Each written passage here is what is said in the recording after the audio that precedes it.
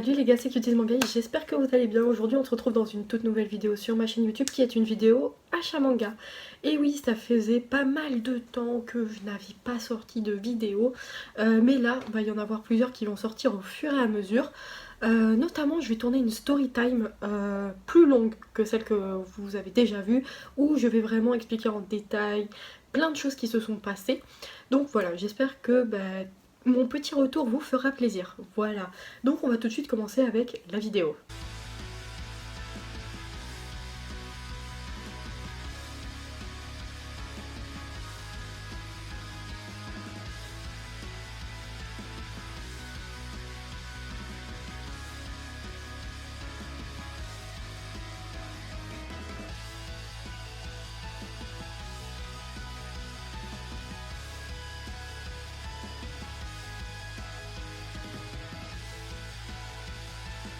On va commencer avec Ototo, avec Rascal Does Not Dream of Bunny Girl Senpai, qui est terminé en 2 tomes. Après, il y a le second arc qui a été adapté en manga et qui est déjà disponible en librairie. Il est au prix de 6,99€ et je ne l'ai toujours pas lu. Ça fait un moment que je l'ai dans ma mangatech et je l'ai toujours pas lu.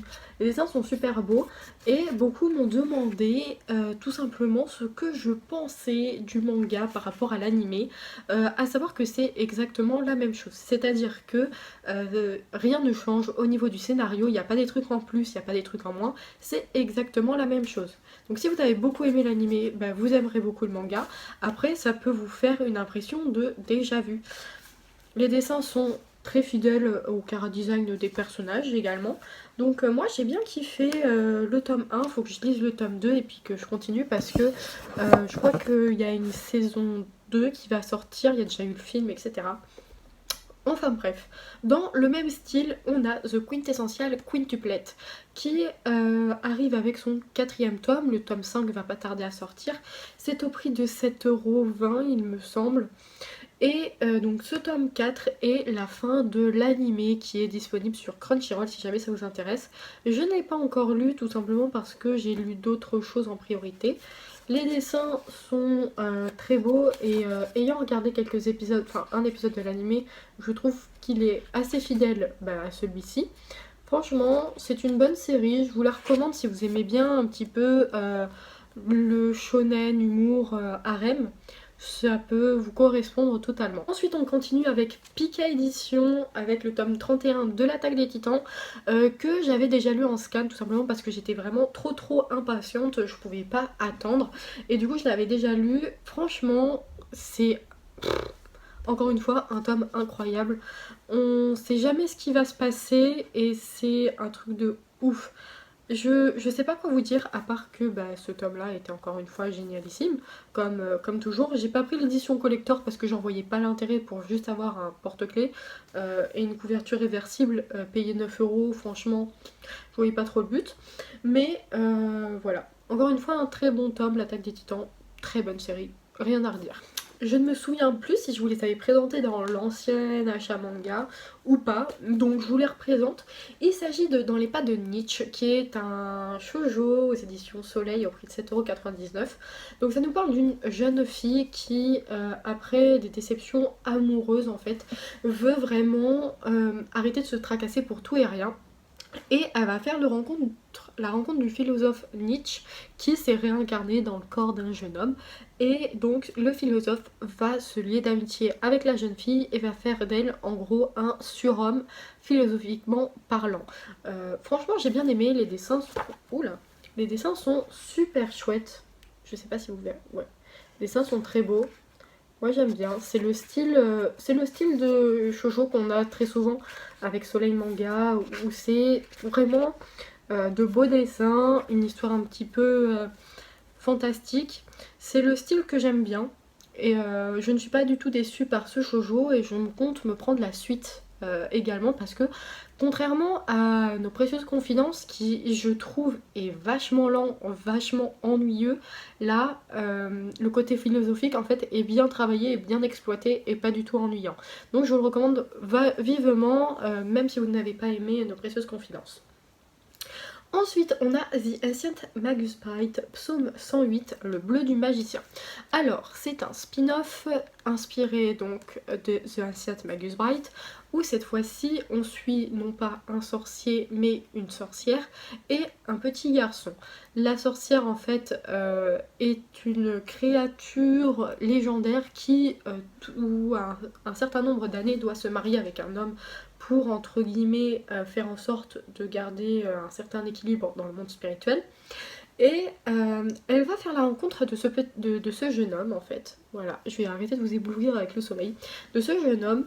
Et elle va se lier d'amitié avec, ils vont combattre une sorte de dragon et elle va se rendre compte que il subit en gros de grosses restrictions autour de ses pouvoirs et elle va lui dire bah, tu sais quoi, moi je vais t'emmener avec moi et tu seras mon mari et si quelqu'un a quelque chose à redire, et ben il devra subir mon courroux. Donc moi j'ai bien aimé, ça se passe en France, les dessins sont je trouve assez sympas.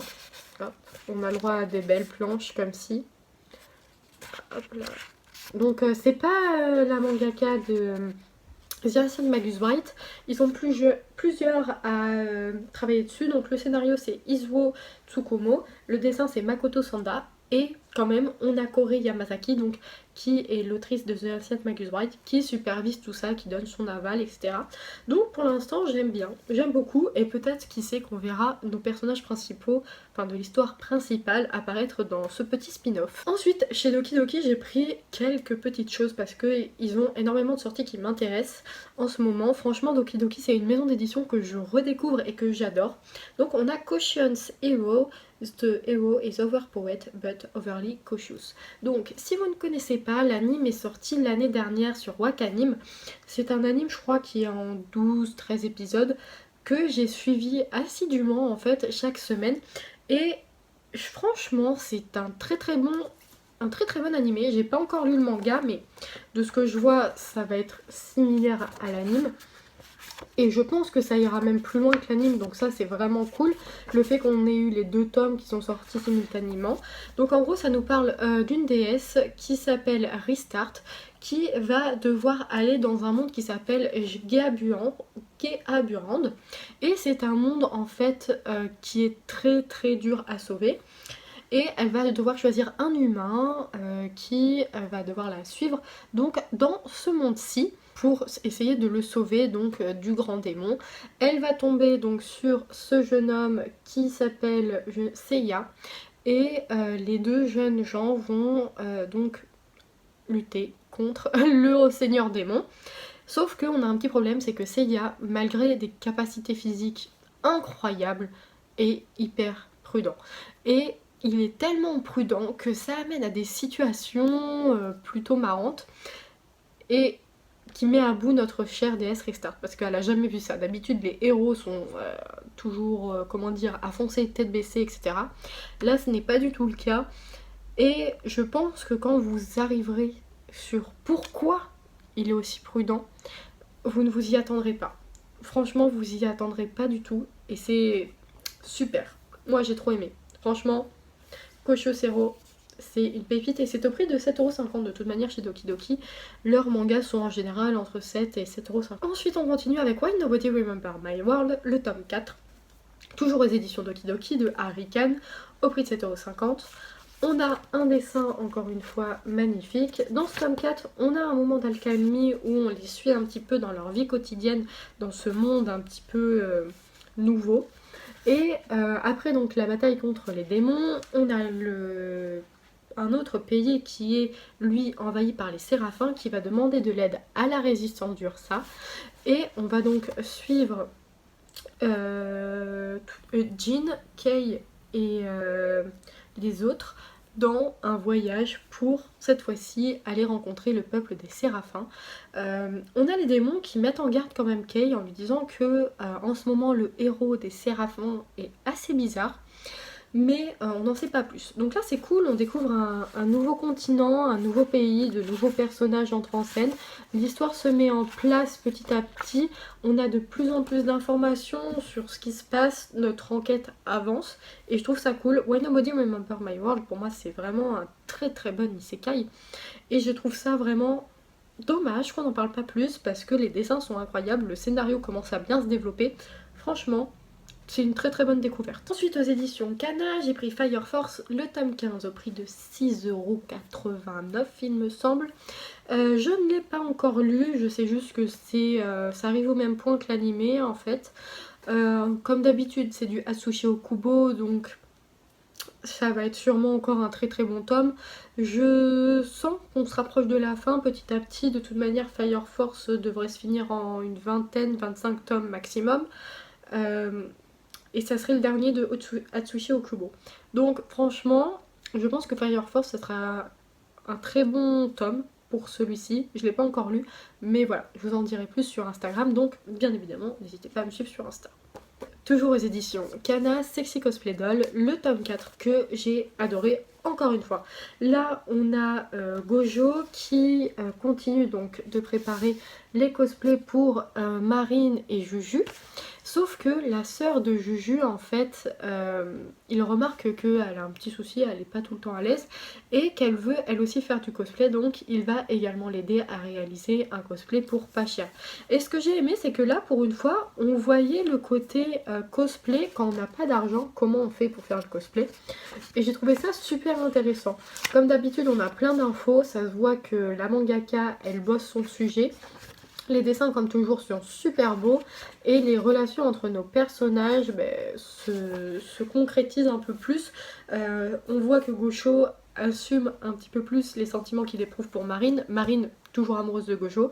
J'ai hâte de voir ce que ça va donner, mais en tout cas, faire l'entrée de ces nouveaux personnages et voir que ne sont pas inutiles en fait, que cette entrée de personnages c'est pas juste pour faire entrer des personnages, et ben j'ai trouvé ça vachement bien, contrairement à Classroom for Heroes où il y a trop de personnages pour des personnages. Là c'est pas le cas, et c'est ce que j'apprécie dans Sexy Cosplay Doll, d'ailleurs qui est au prix de 7,99€ il me semble. Ensuite on continue chez Kana avec Otaku Otaku, le tome 8. C'est un tome que j'ai beaucoup aimé, où on a enfin une avancée entre la relation entre ces deux personnages, donc ça j'ai trouvé ça cool. On continue d'avoir des petites scènes un petit peu loufoques comme ceci.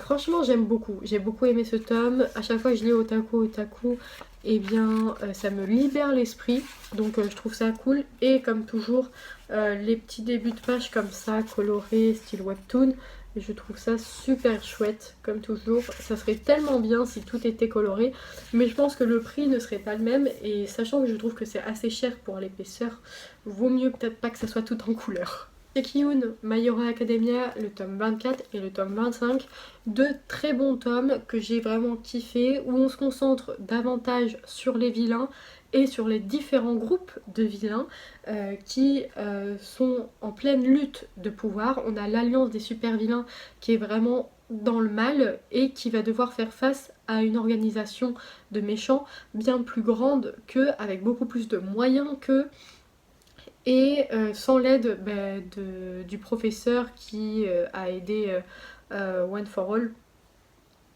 All for One, pardon. Ouais, All for One. Et j'ai trouvé ça super sympa. Également, la transformation, on va dire, mentale de... comment il s'appelle déjà? Je sais, moi j'ai un problème avec les noms. Avec Tomura, pardon, avec Shigaraki. Comment Shigaraki va évoluer mentalement au cours de cet homme-là, incroyable. Incroyable. Franchement, ça annonce du lourd. Je sais pas quoi vous dire à part My Hero Academia, c'est trop bien. Et la saison 5, mais vous n'êtes absolument pas prêts de ce qui va arriver avec la saison 5. Hein. Je vous préviens, la saison 5 va faire pleurer plus que la saison 4, je pense, et va bouleverser énormément. Ensuite, on a The Promised Neverland, le tome 15. On se rapproche doucement de la fin. Ça se sent. Là, on est dans un tome assez calme, vraiment très calme du début à la fin, mais où les stratégies se mettent en place, où les plans sont élaborés. On a encore pas mal de découvertes, pas mal de rebondissements, et honnêtement, je ne comprends pas pourquoi certains disent que The Promised Neverland c'est devenu nul, alors que pas du tout. Je trouve que c'est très bien géré, le scénario est bien géré, le déroulement de l'histoire également. je ne sais que dire à part waouh. Encore une fois, on a du travail sur le dessin, on a du travail sur le scénario. The Promised Neverland, c'est vachement cool. Le seul truc que je peux peut-être vous montrer, c'est une illustration qu'on a eue avec tous les membres de Gracefield, avec notamment les petits-enfants qu'on a laissés à l'internat. Et j'ai trouvé ça vachement cool. Promised Neverland, une tuerie, comme d'habitude. On a eu le droit à pas mal de nouveautés également chez Kurokawa, notamment Keijin Reijo. Franchement, une brique, hein, le bordel. Pour le prix, 7,95€, franchement, incroyable. Donc c'est par le mangaka de... comment ça s'appelle, Akame ga Kill, voilà, où ça nous parle d'un garçon qui, en gros, est un gros pervers. Un gros pervers, mais puissance 10 000. Et en fait, il vit dans un monde où les envies des gens, les désirs malsains des gens, les fait se transformer en monstres. Sauf que lui, en fait, il est tellement pervers et tellement en manque que ça fait qu'il peut pas se transformer en monstre. En fait, il est un monstre mais de perversité, et sachant que sa perversité en fait permet aux filles qui combattent les monstres de ne pas devenir elles-mêmes des monstres. En gros, voilà, pour faire simple. Et j'ai trouvé ça assez chelou, et au final je me suis rendu compte que c'était assez bizarre, mais que ça me donnait envie de lire la suite. Donc on a le droit à des scènes comme ça. On a des filles qui ont des armes, en gros, de assassins célèbres, et qui combattent les monstres, tout simplement. Sauf que quand leurs armes s'emballent, l'esprit du tueur prend possession de leur corps, et donc c'est là où notre héros intervient, où il doit en gros réfréner les pulsions meurtrières par des pulsions sexuelles. Très sympa ce petit tome, dis donc. Non, en vrai, le tome était plutôt pas mal. Après, je m'attendais pas à un scénario aussi what the fuck. Ensuite, on revient avec mon petit chouchou. Moi, quand je me réincarne en slime, le tome 12, comme d'habitude, une pépite. Je n'ai rien d'autre à dire. On dépasse l'animé. Enfin, on a des informations sur le méchant. Les méchants se mettent en place. On va avoir le premier gros arc, la première difficulté pour les mules. Et ça, je trouve cool de voir enfin un petit peu de mouvement dans ce manga, sachant que je voulais la suite absolument. Ensuite, la petite nouveauté de chez Kurokawa, c'est Spy X Family, où on va suivre en fait un agent secret se voir attribuer d'une mission, la mission de en fait s'infiltrer dans une école pour riches pour atteindre tout simplement une cible. Sauf que pour entrer dans cette école, il faut avoir une femme et un enfant surtout, parce que l'école c'est pour les enfants. Du coup, il va devoir fonder une famille factice. Il va tout d'abord adopter une petite fille dans un orphelinat, sauf qu'il ne se doutera absolument pas que cette petite fille est télékinésiste et donc qu'elle est télépathe, et qu'elle peut lire dans les pensées, et donc qu'elle sait qu'il est un agent secret tout simplement. Et par la suite, il va rencontrer une jeune femme dans un pressing, et tous les deux vont faire en sorte de se faire passer l'un pour l'autre pour le mari et la femme. Et après cette soirée, ils vont décider de continuer là-dessus et de vivre ensemble comme une vraie fausse famille pour garder leur couverture en fait, et ça va les arranger bien chacun les uns les autres. On les voit au final soudés et tisser des liens comme une vraie famille, j'ai beaucoup aimé. Le dessin est plutôt basique, je peux comprendre pourquoi ça a bien marché au Japon. On a un mélange d'humour, d'action, de vie tranquille également. Donc j'ai trouvé ça super cool et j'ai hâte de voir ce que ça va donner tout simplement. Ensuite, on va avoir le tome 10 et le tome 11 de Demon Slayer que j'ai acheté en même temps.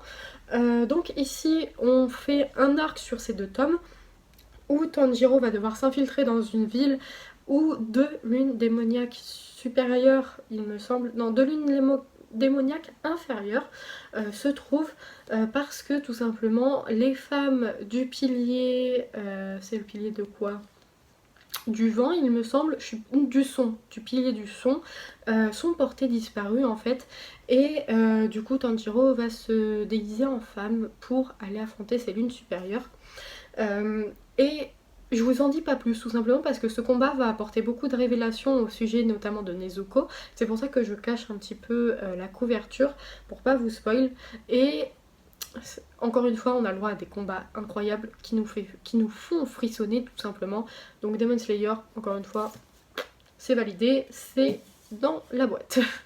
Ensuite, on a le tome 24 de Black Clover chez Kazé, que franchement j'ai kiffé. On a enfin une vraie évolution au niveau du niveau pour Asta, où après son entraînement dans le royaume de Earth, est devenu beaucoup plus fort, alors que c'est un... En fait, personne ne s'attendait à ce qu'il devienne aussi fort en n'ayant aucune once de magie en lui. Et en parallèle, on a le royaume donc d'Asta qui se fait attaquer, la compagnie de l'Aube d'Or se fait attaquer, et on a donc Yuno qui va devoir faire face en fait à son passé, et j'ai trouvé ça super. Très bon tome, j'ai hâte de lire la suite, franchement Black Clover c'est trop bien.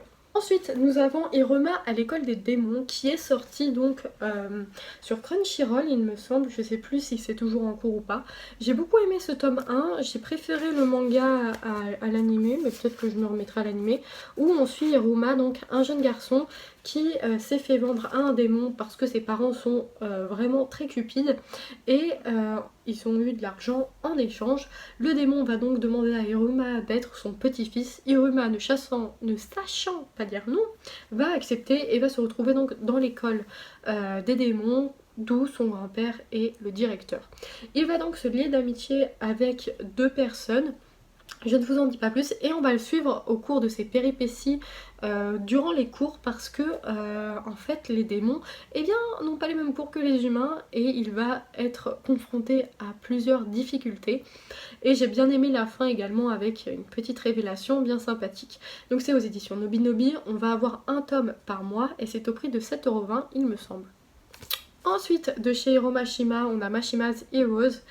J'ai beaucoup aimé ce tome, même si j'ai trouvé ça dommage qu'on n'ait pas un petit peu plus, peut-être en 2 tomes, pour qu'ils puissent développer un petit peu plus le contexte. Là, on avait vraiment tous les personnages mis dans un seul tome. J'ai trouvé que c'était un petit peu court et que ça faisait un petit peu à l'arrache. Ce que j'ai bien aimé, c'est qu'il a su faire de l'autodérision autour de ce qu'on lui a reproché dans ses œuvres. Les dessins, comme d'habitude, sont vraiment incroyables, et on a une petite histoire quand même bien sympatoche où on retrouve nos héros de nos différentes séries tous ensemble. Et comme à chaque fois, c'était cool. Moi j'ai bien aimé, franchement j'ai kiffé. Je pense que j'aurais préféré que ça soit un petit peu plus long. Mais voilà, on peut pas faire comme on veut. Après, comme a dit Hiro Mashima, si Heroes se vendait bien, il y aurait possibilité de faire une suite, et donc de peut-être faire une série entièrement là-dessus. Ensuite, on a Fairy Tail 100 Years Quest, donc la suite de Fairy Tail. Je n'ai pas encore lu ce tome, mais je me doute que ça doit être encore une fois super cool quoi, c'est du Hiro Mashima, que dire. Mais voilà, donc j'ai hâte de le lire et de savoir la suite. De même pour Eden Zero, le tome 10 que j'ai pas encore lu. Là, dans ce tome-là, je sais qu'on va avoir des grosses révélations sur Rebecca, et voir que Rebecca prend une place aussi importante dans l'histoire me fait énormément plaisir. J'espère que ça sera pas que comme Lucie pour un seul arc, et que au final ça sera qu'à la fin où on va se rendre compte de son importance. Mais pour l'instant, franchement, je n'ai rien à dire, c'est validé. Ensuite, encore un Fairy Tail avec Fairy Tail City Hero, qui est donc un spin-off où cette fois-ci nos mages sont des policiers dans une ville basique. Et on va donc suivre leurs aventures sur 5 tomes, donc il reste 3 tomes avant la fin de Fairy Tail City Heroes. Je sais que dans le tome 1 on a mis les prémices un petit peu de l'intrigue du spin-off. J'espère que là-dedans ça va être un peu plus travaillé, parce que si c'est que des gags, encore une fois, c'est bien 1 tome, 2 tomes, voilà, ça commence à être un petit peu révolu. Et enfin, on finit chez Pika Édition avec So I'm a Spider, So What, où une jeune fille va se réincarner dans le corps d'une araignée. J'ai trouvé ça sympa, les dessins sont pas mal, après ils sont pas incroyables non plus, c'est beaucoup de contraste entre le blanc et le noir. Et on va la voir en fait évoluer en mode RPG dans cette grotte, où elle va devoir survivre en combattant différents monstres. Voilà, j'ai bien aimé, il y a un petit côté humour qui est pas mal. Après voilà, pour l'instant c'est pas incroyable, c'est pas transcendant, c'est pas le meilleur isekai que j'ai lu. Pour moi Moi quand je me réincarne en slime est bien meilleur. Ou encore Mushoku Tensei, Why Nobody Remember My World, Koshio Zeros, pour moi sont meilleurs pour l'instant. Après voilà, ce n'était que le tome 1. Je ne vais pas juger une série sur un tome, donc j'attendrai de lire la suite avant d'avoir un avis définitif là-dessus. En tout cas, voilà. Pour l'instant, c'est bien, mais sans plus. C'est pas incroyable. Donc voilà, cette vidéo est terminée. J'espère qu'elle vous aura plu. N'hésitez pas à vous abonner, à liker et à commenter. Dites-moi en commentaire si vous avez eu des achats en commun avec moi. Ça fait toujours plaisir d'échanger un petit peu. Et puis moi, je vous dis à dans une prochaine vidéo.